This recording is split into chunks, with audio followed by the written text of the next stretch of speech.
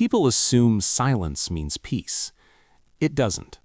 Sometimes silence is just what happens when someone realizes that speaking doesn't change anything anymore. I didn't stop talking because I had nothing to say. I stopped talking because everything I said was monitored, corrected, or quietly dismissed. In our house, control wasn't loud. It didn't come with shouting or slammed doors. It came wrapped in concern, discipline, and the constant reminder that we know what's best for you. From the outside, my life looked perfect. Good grades, no trouble, no bad habits, no complaints. Adults admired my parents. Teachers trusted me. Relatives said I was so mature for my age. But what no one saw was how carefully I had learned to measure every word. Because when parents control everything, talking starts to feel risky, and eventually pointless. That's how this story begins. Not with rebellion, not with anger, but with a teenager slowly disappearing inside his own home. I grew up in a house where rules weren't written, but they were everywhere. They lived in routines. They lived in expectations. They lived in the way conversations ended before they really began.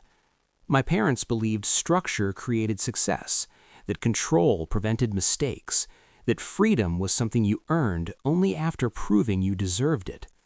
And for a long time, I tried to deserve it. I followed schedules exactly. I asked permission for everything. I avoided arguments, avoided confrontation, avoided anything that felt like backtalk. At first, it felt normal. This was just how our family worked. But as I got older, something started to feel off. The rules didn't loosen, they tightened.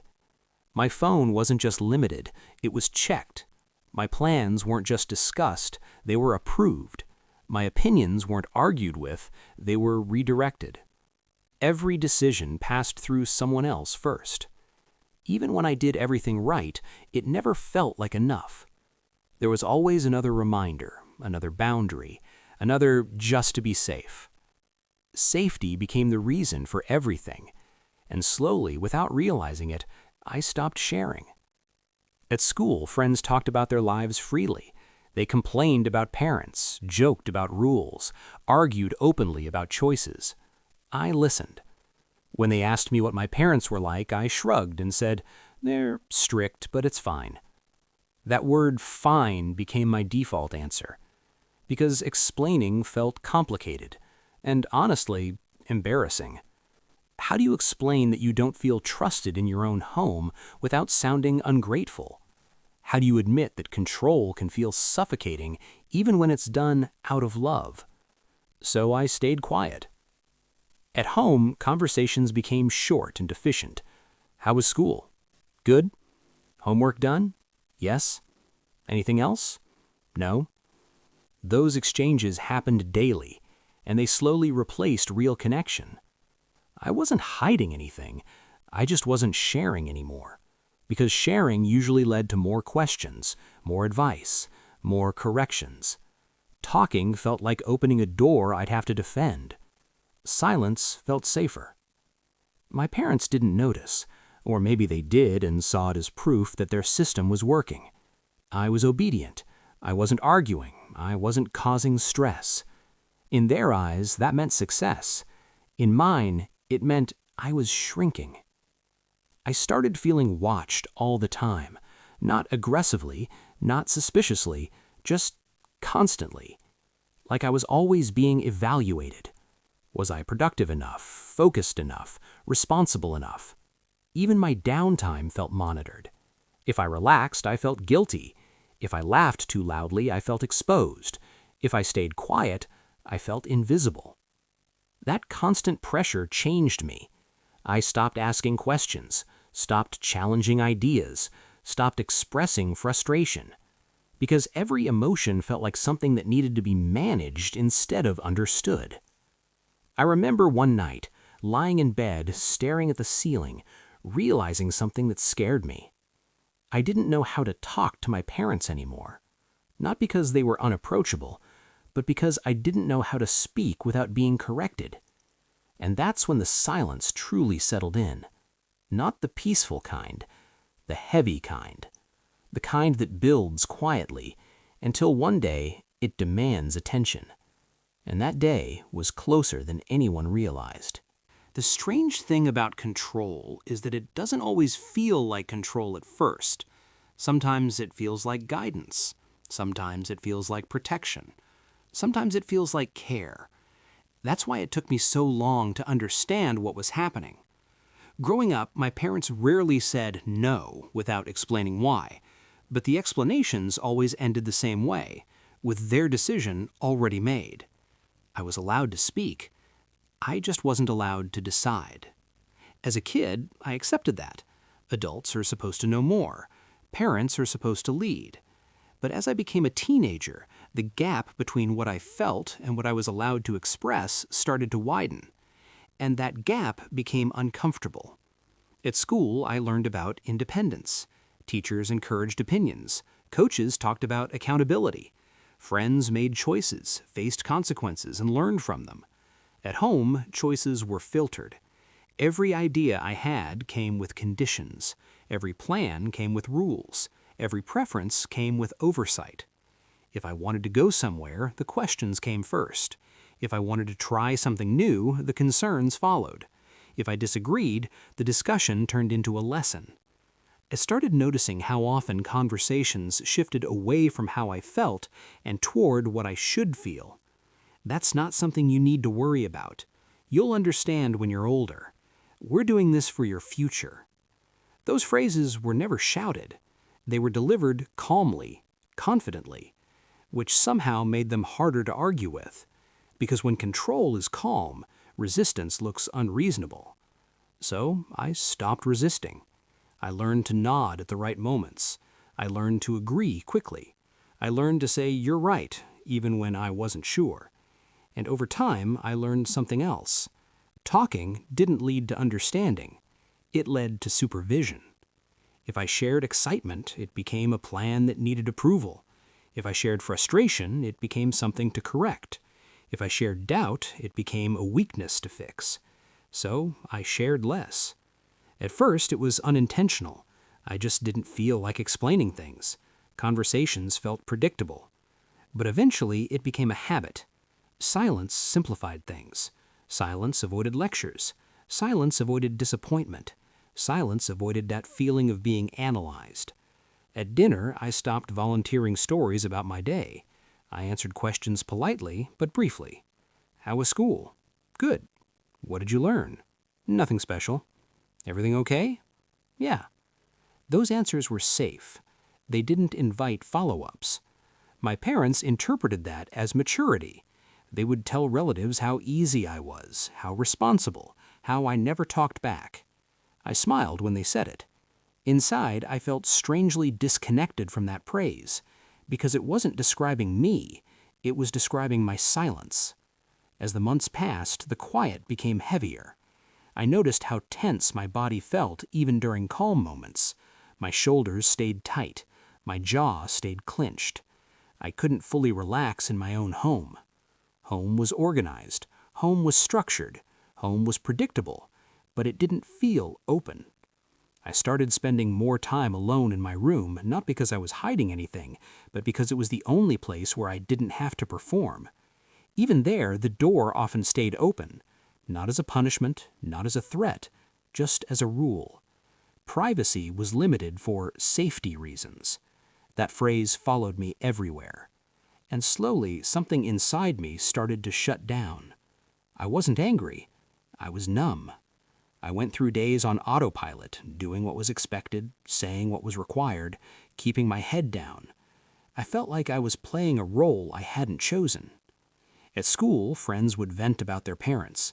Some complained loudly, some argued openly, some rebelled. I listened quietly. They'd ask me what I thought. I didn't know how to answer. Not because I didn't have thoughts, but because I wasn't used to expressing them freely.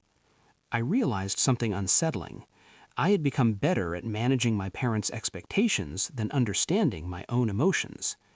That realization hit hard, because teenage years are supposed to be about figuring out who you are, and I wasn't doing that.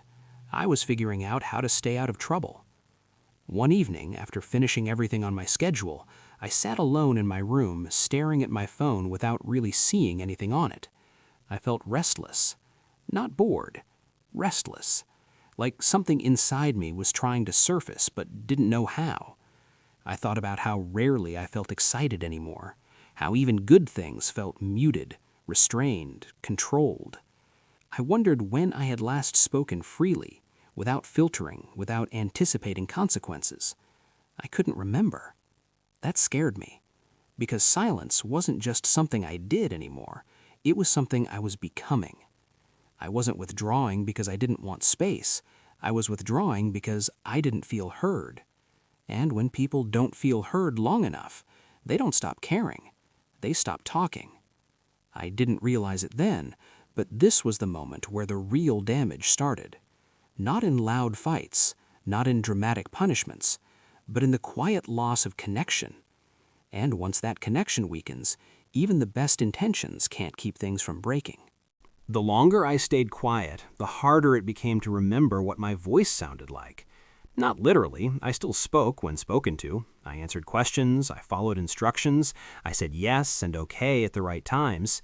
But the part of my voice that had opinions, doubts, and feelings, that part went unused. And unused things weaken. I noticed it one afternoon when a teacher asked us to share our thoughts on something simple. Nothing political, nothing controversial, just an open-ended question. Other students raised their hands without hesitation. I didn't. Not because I didn't have an opinion, because my first instinct was to ask myself whether it was safe to share. That startled me. The school wasn't my house, the teacher wasn't my parent, there were no consequences for speaking, and yet my body reacted like there were. My heart beat faster, my mind rushed to filter my thoughts, I imagined being corrected, redirected, told why my thinking needed adjustment. So I stayed quiet, again. That's when I realized the silence had followed me. It wasn't just at home anymore, it was inside me.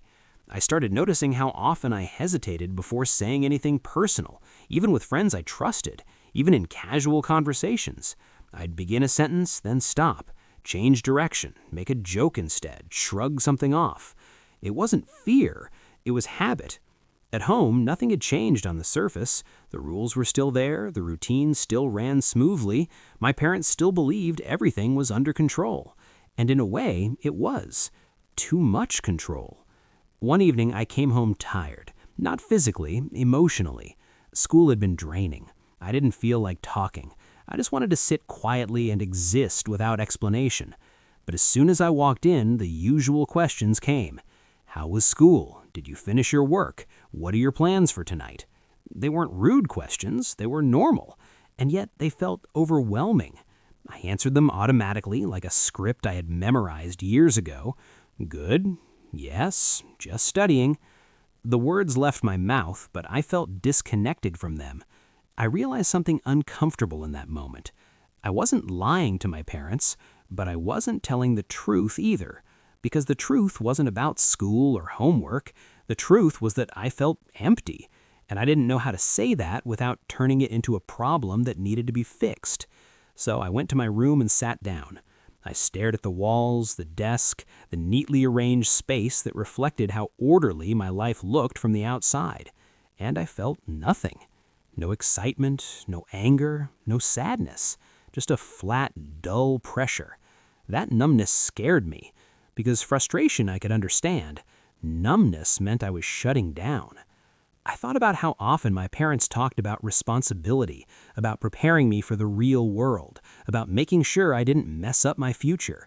They weren't wrong. The world is harsh, mistakes matter, consequences exist, but no one had prepared me for the emotional cost of being managed instead of trusted. I started wondering if they realized what control was costing both of us, because control had made our relationship efficient, but not close. We talked about life, but not through it. They knew my schedule. They didn't know my thoughts. They knew my achievements. They didn't know my doubts. They knew what I did. They didn't know who I was becoming. That realization hurt more than any rule ever had.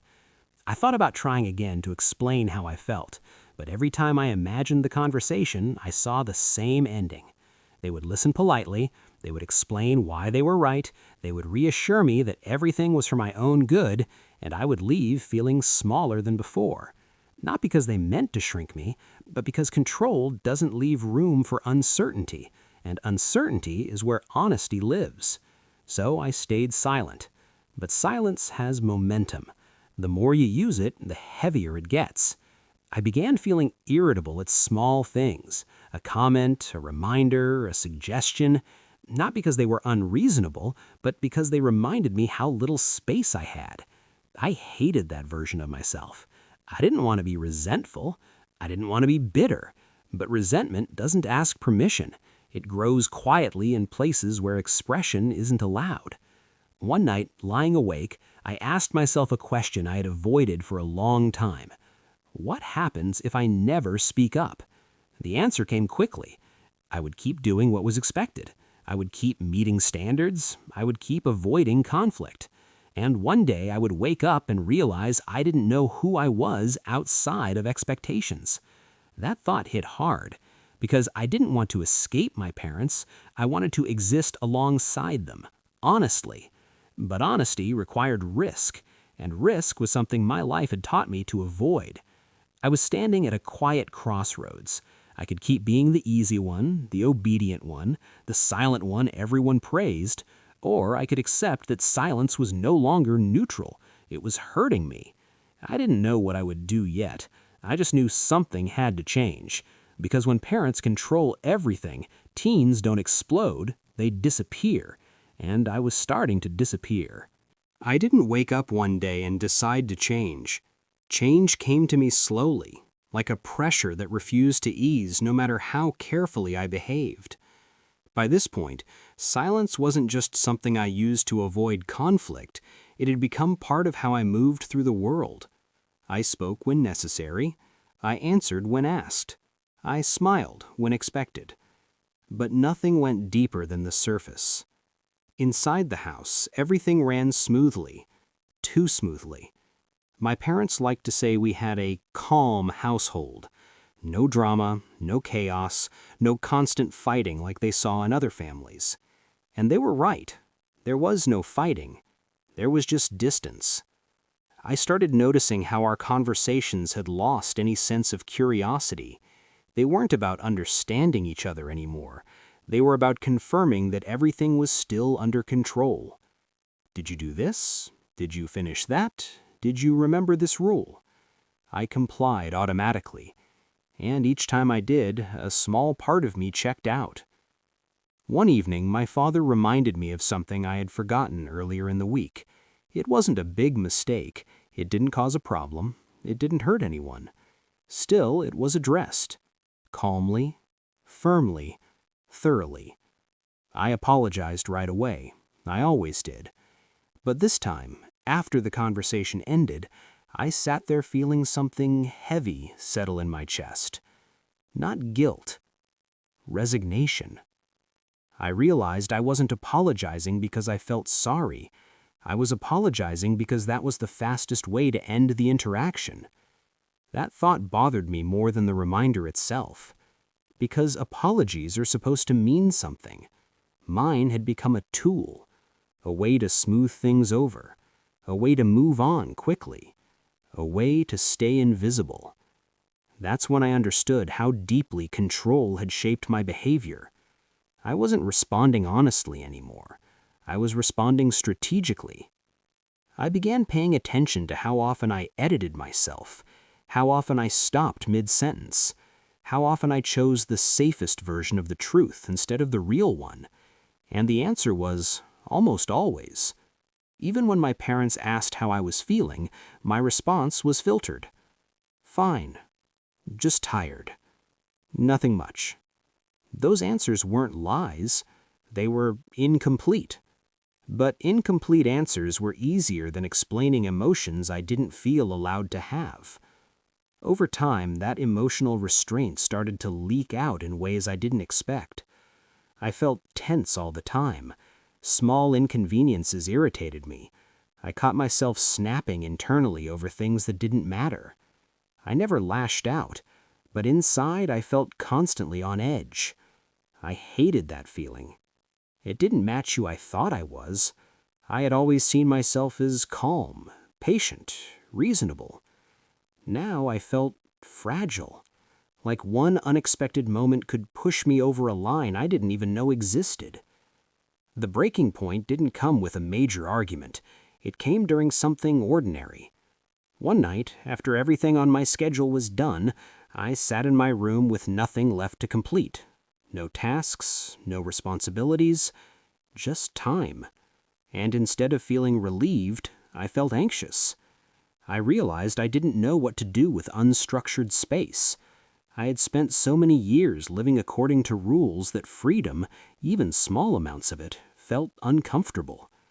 That realization hit hard, because it meant control hadn't just shaped my behavior, it had shaped my inner world. I didn't trust myself to exist without direction. That scared me more than any rule ever had. I thought about the future, about college, about adulthood, about a life where my parents wouldn't be there to decide things for me. And for the first time, that future didn't feel exciting. It felt overwhelming. Because independence requires practice, and I hadn't been practicing. I had been complying. That night, I barely slept. My mind kept circling the same questions. Who am I when no one is watching? What do I want when no one tells me? What happens if I make a wrong choice? Those questions had no answers, and that was the problem. I realized I had reached a point where staying silent was no longer neutral. It was harmful. Not dramatically, not obviously, but deeply. Silence had protected me from conflict, but it had also prevented growth. I wasn't learning how to speak up. I was learning how to disappear politely. The next day, something small but important happened. My parents were talking about plans for the upcoming weeks. They were discussing my schedule, my responsibilities, my time. As usual, decisions were being made efficiently. As usual, I was listening quietly. But this time, I felt something rise up that I couldn't ignore. Not anger, resolution. I realized if I stayed quiet in that moment, nothing would ever change. And worse, I'd be teaching them that silence meant agreement. That thought made my chest tighten. I didn't interrupt. I waited until there was a pause, and then I said something simple. I need to talk to you later. The room went still. Not tense, just surprised. My parents looked at me, genuinely confused. About what? My mother asked. I hesitated. I didn't want to explain yet. I didn't want to lose my nerve. Just something important, I said. They exchanged a glance, then nodded. Okay, my father said. We can talk. That was it. No argument, no resistance, no lecture, just agreement. But for me, that moment felt huge, because it was the first time in a long time that I had asked for space to speak instead of waiting to be questioned. The rest of the day felt strange. I was nervous, focused, alert. I kept replaying what I wanted to say, afraid I'd forget or back out. I knew the conversation wouldn't magically fix everything. I knew rules wouldn't disappear overnight. But I also knew this. If I stayed quiet now, I might never learn how to speak. And that was the real breaking point. Not a fight, not a punishment, but the realization that silence was no longer safe for me. That evening was coming, and with it, a choice I couldn't avoid anymore. The evening came faster than I expected. All day, the words sat heavy in my chest, like they were waiting for permission to exist. I went through the motions, school, chores, routine conversations, but nothing felt automatic anymore. I wasn't on autopilot. I was aware. When we finally sat down together, the house felt different. The TV was off, phones were away. The room was quiet, but not in the same heavy way silence usually felt. This silence was listening. I took a breath and spoke before I could talk myself out of it.